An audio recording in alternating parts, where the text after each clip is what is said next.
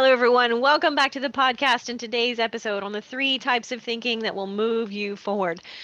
This topic actually is based on a chapter that is in my book, Leadership Gems for Women 30 Characteristics of Very Successful Women. And if you love this topic, you can dig more obviously into it if you get the book, and it's one of the chapters in the book. But I wanted to do a podcast episode on it because I think it's powerful. The majority of us today, the majority of people today, don't spend enough time thinking. And it's sad, really, because we find ourselves on autopilot, and autopilot doesn't take you where you want to go most of the time, right? Because if we're not intentionally choosing the direction of our lives, then that means something or someone else is. That's autopilot, right? So it's important for us to stop and be intentional about thinking. And so I wanted to drill down a little bit on the 3 types of thinking that will help you move forward. Now, I understand we're all busy. There's absolutely, none of us have extra days in the week where we can sit around and do absolutely nothing. But in terms of productivity, right, in terms of actual time well invested, thinking probably gives us the greatest return, right? Because here's the thing, activity does not necessarily equal accomplishment in life. And it's very easy to get busy with the busyness of life and doing things and having activity, but it doesn't necessarily move us forward in terms of our goals and our dreams and our priorities. So very important to slow down enough to take in time for intentional thinking. Okay, so the first type of thinking that I really wanted to drill down on is reflective thinking. And this is helpful in terms of growth, particularly in lessons learned over the course of our lives, right? Reflective thinking could happen at the end of the day. It could happen at the end of the week.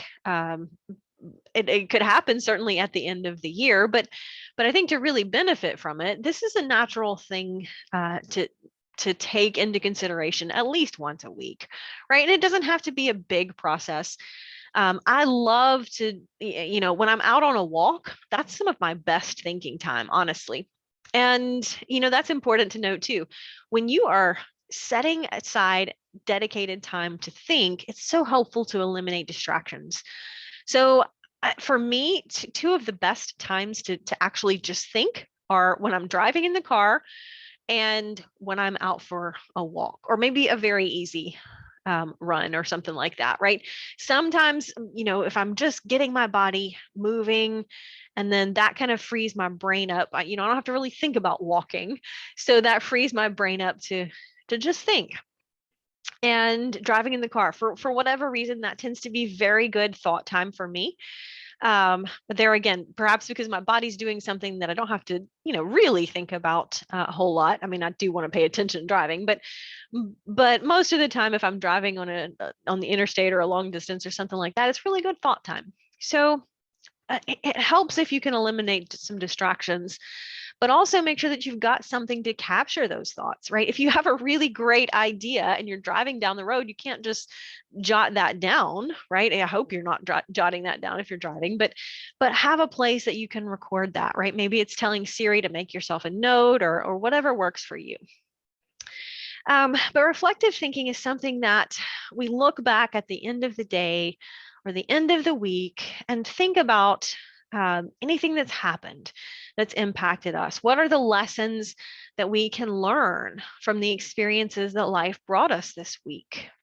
What did I do well? What responses did I make when this happened that helped me move forward? What served me well in terms of my choices this week? What experiences were painful or difficult? And how did I navigate over them? Because all of us are touched by hardship sooner or later in life. And it's important to remember that these can be growth opportunities if we are intentional about growing from them. Most of our growth doesn't happen by accident, and reflective thinking is a big part of that. I think we get more growth opportunity when things go wrong in our lives than when things go right. because I've shared the term with you. If you're familiar with the term post-traumatic stress, that's absolutely true. Things can happen that stress us out, after we go through adversity. It can cause stress and trauma. But I'm also a fan of post-traumatic growth, right? We can grow from that experience. Um, and that's where the value of reflective thinking comes in. As we think about a difficulty, a challenge, or an obstacle, adversity in our lives, and we think, what are the lessons learned here? What can I do differently next time in my life when I'm facing a similar situation? Um, it's not always fun to go back and think about painful chapters in our day or our week or our lives. It's not fun to think about mistakes that we've made, but it absolutely can help us not repeat that mistake. And that can help us in terms of our mindset shift. It's going to affect our future behavior, right? And our behaviors are influencing our circumstances and our results in life. So reflective thinking is critical to help us grow, to help us move forward, to help us reap the benefits of trials and challenges and mistakes.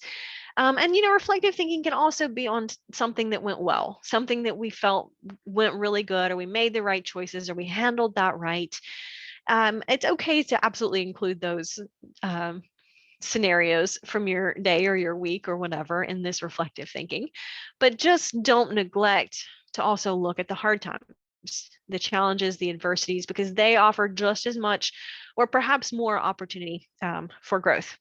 So the second type of thinking that I wanted to encourage you to think about is, and again, this for me, this usually happens about once a week.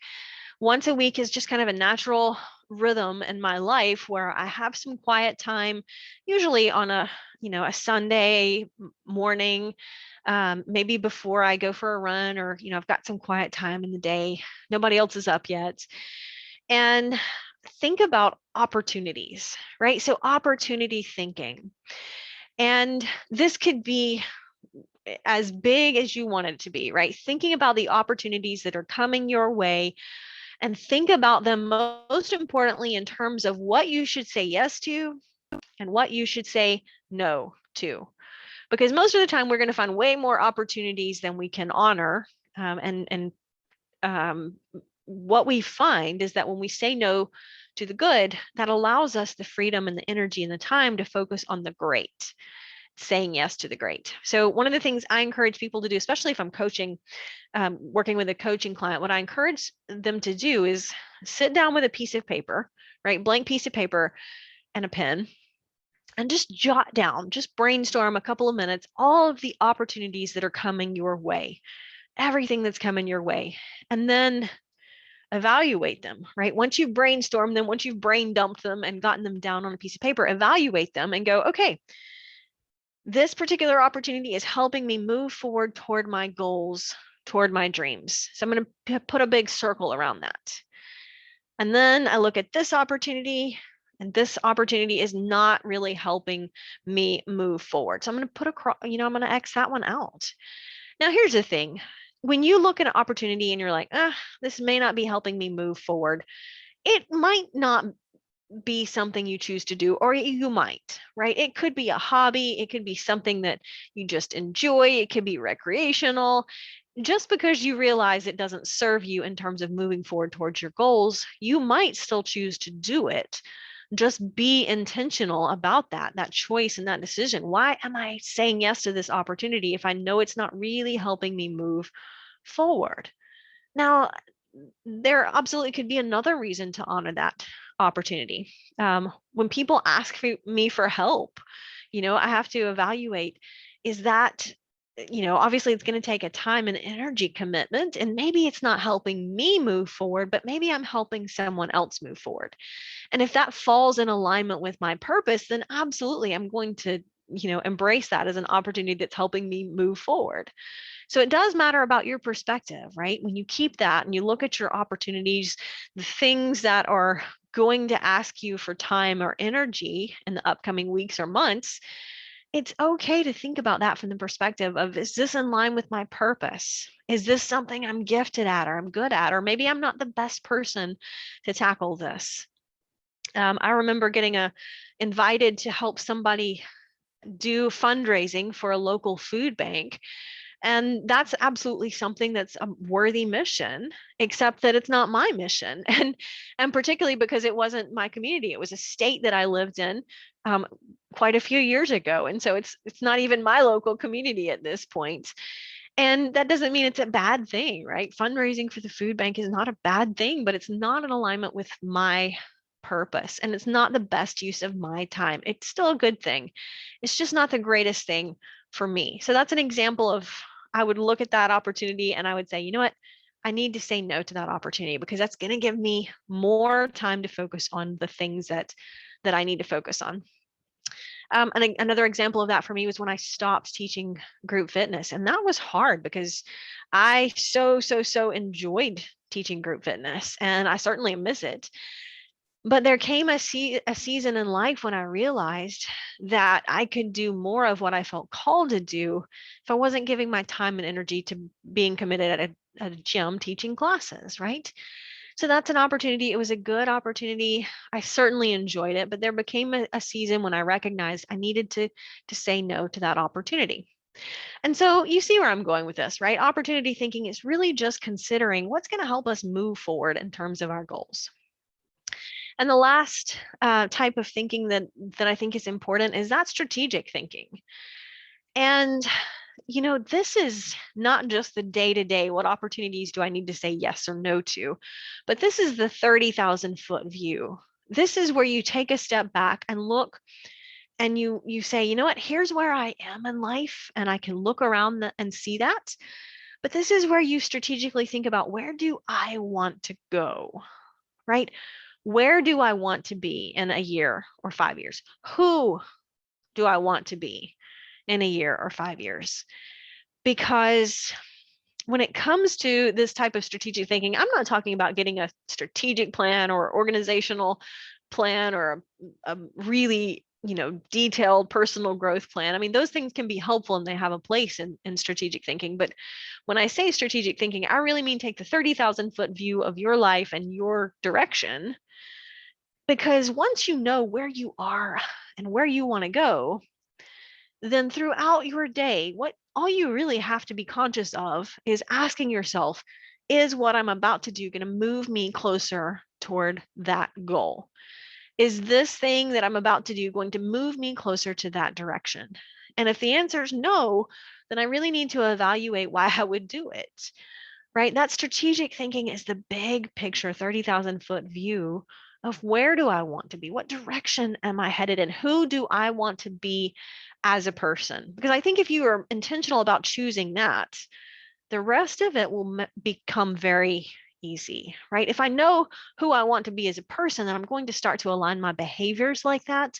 I'm going to start to align my thoughts like that, my habits, my choices, and then I'm going to start to get the results that that person would get. So there again, it's just a different level of intentionality to sit down. Now and you could do this process in probably less time than it's taken me to talk through this process on this podcast, right? It doesn't have, you don't have to spend hours and hours and hours on each type of thinking. You could just spend a few minutes once a week. And it always never ceases to amaze me because I'm one of those people that I tend to have a bias toward action. I tend to be just naturally more engaged with action. I like to be doing things and crossing things off, and I like to be accomplishing things and achieving things. I mean, that's just part of my natural makeup, if you will.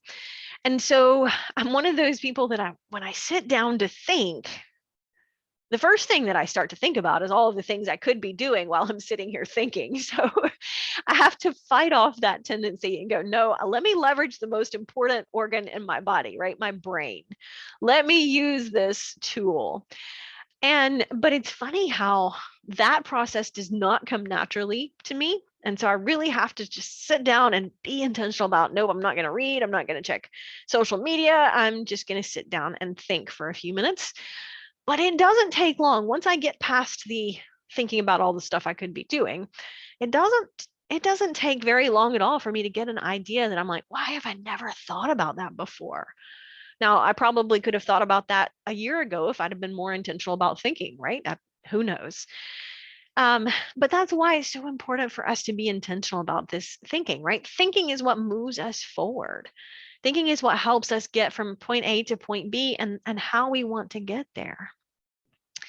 Because there again, if we're just on autopilot, if we're not intentional about choosing the direction for our lives, that means someone or something else is. And I know you want more than that for yourself, or you wouldn't be listening to a personal growth and leadership podcast. You are interested in growing and developing towards your potential. You are interested in increasing your influence and maximizing your results. That's why you're listening to this podcast.